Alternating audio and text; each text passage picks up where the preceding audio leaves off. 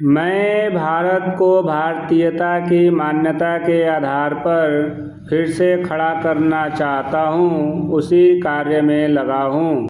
Auto immune hepatitis एक ऐसी स्थिति है जिसमें व्यक्ति की अपनी ही प्रतिरक्षा प्रणाली लीवर पर हमला करती है, जिससे लीवर कोशिकाओं की मृत्यु हो जाती है और पेट में सूजन हो जाता है।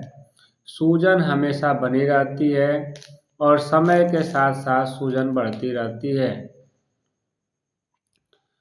और लगातार बढ़ती ही जाती है। यदि इसका इलाज समय पर न कराया जाए तो यह अस्थायी लीवर में घाव हो जाती है तथा लीवर फेल हो जाती है।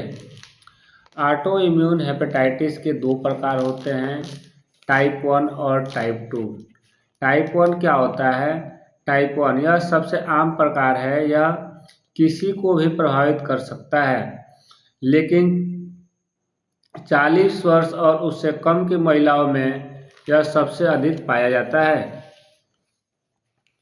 इसमें एंटी स्मूथ मसल एंटीबॉडी शामिल होता है। अब टाइप 2 यह प्रकार बहुत कम आम है क्योंकि बहुत गंभीर है।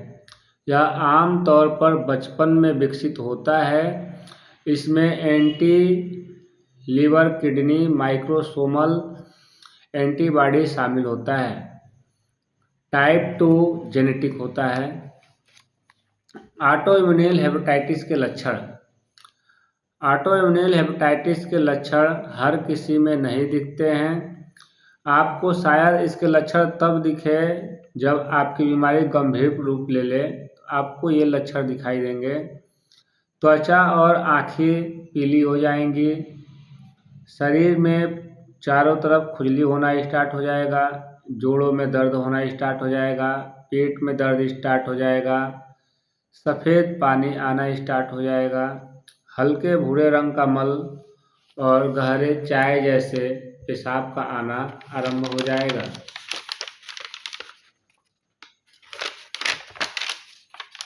ऑटोइम्यून हेपेटाइटिस का कारण क्या होता है? शरीर की प्रतिरक्षा प्रणाली बैक्टीरिया वायरस से लड़ने के बजाय स्वयं के अंग लीवर को बाहरी समझकर हमला करने लगते हैं, तो यह बीमारी होती है। कुछ लोगों में इस बीमारी के वायरस का संक्रमण कुछ दवाओं के सेवन से फैलता है। यह बीमारी मुख्य रूप से युवा और मध्यम आयु वर्ग के महिलाओं को प्रभावित करता है। अगर यह बीमारी मां को है तो उसके गर्भ में जन्म लेने वाली सभी बच्चियों को यह बीमारी हो सकती है। अब इसकी औषधि। सबसे पहले हम देखेंगे आयुर्वेदिक औषधि। आयुर्वेदिक औषधि में आपको लेना क्या है?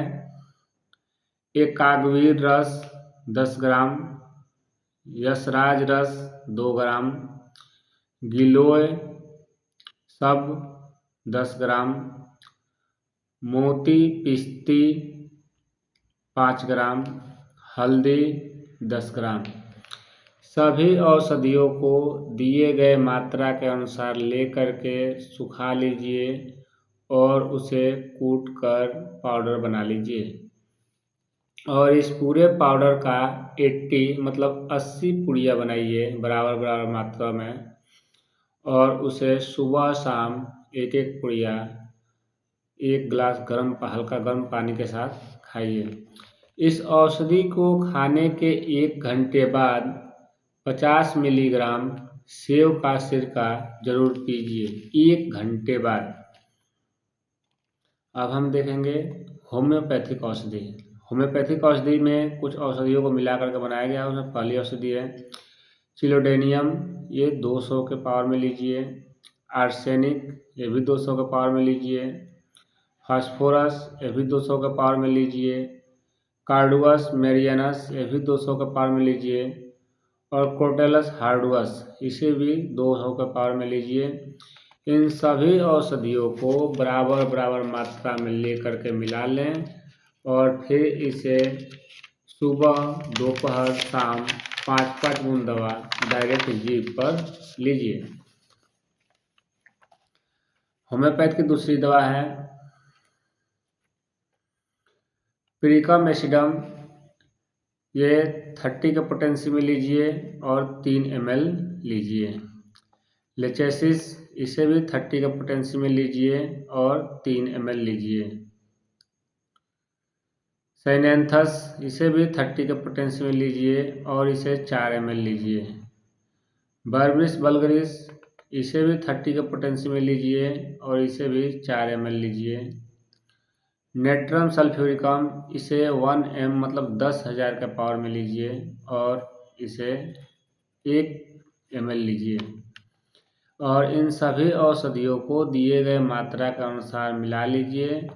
फिर सुबह और शाम 8-8 बूंद दवा आधा कप गर्म पानी में डाल करके लीजिए। तीसरी दवा है सल्फर, इसे आप मदर टिंचर में लीजिए 3 ml। लाइकोपोडियम, इसे भी मदर टिंचर में लीजिए 4 ml। और एंडोग्राफेस पेनिकुलाटा, इसे भी आप मदर टिंचर में लीजिए 8 ml।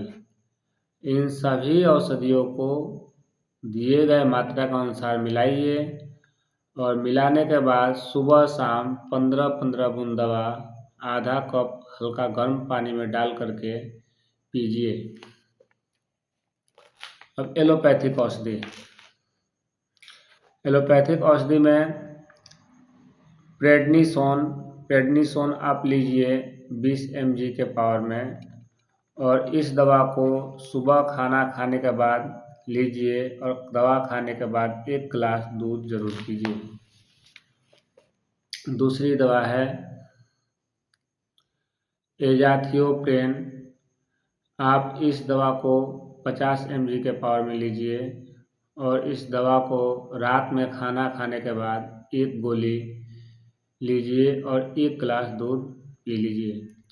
कोई भी एलोपैथिक दवा लेने से पहले अपने नज़दीकी चिकित्सक के देख रेख में ही लें। बिना चिकित्सक के देख रेख की कोई एलोपैथिक दवा न लें।